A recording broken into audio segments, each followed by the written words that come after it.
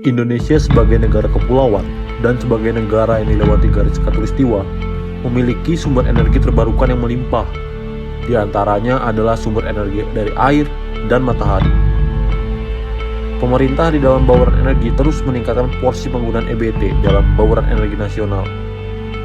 Indonesia menargetkan porsi penggunaan EBT sebesar 23% pada tahun 2025 dan 31% pada tahun 2050. Namun, saat ini di tahun 2020, baruan energi EBT hanya mencapai 12,36%, sangat jauh dari target yang ditetapkan.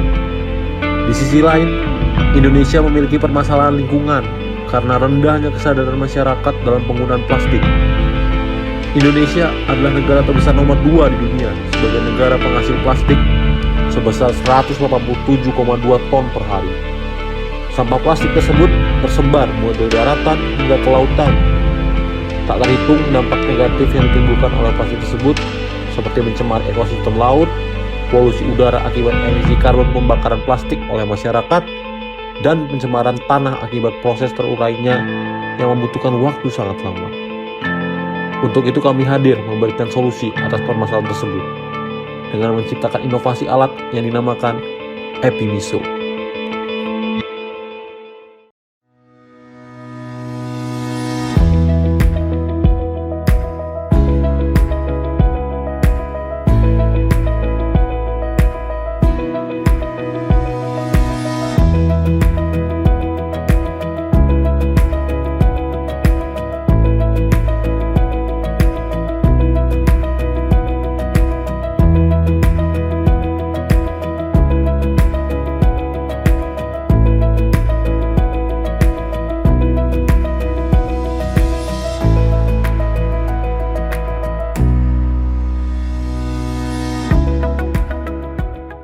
Pirolisis adalah dekomposisi kimia bahan organik melalui proses pemanasan tanpa atau sedikit oksigen atau reagen lainnya, di mana material plastik akan mengalami pemecahan struktur kimia menjadi fase gas.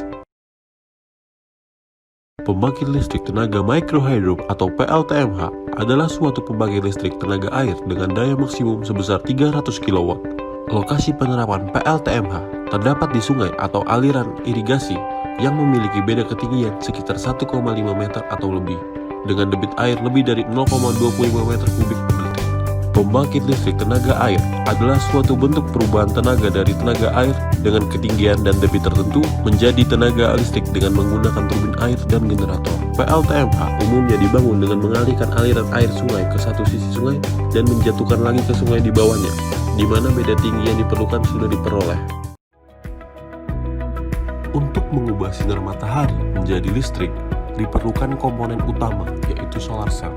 Solar cell dibuat dari bahan semikonduktor yang dapat mengubah sinar matahari menjadi energi listrik. Energi listrik yang dihasilkan dari proses ini adalah listrik dengan jenis direct current atau DC. Selain solar cell, pembangkit listrik tenaga surya atau PLTS memerlukan juga komponen pendukung yang biasa disebut dengan balance of support atau BOS.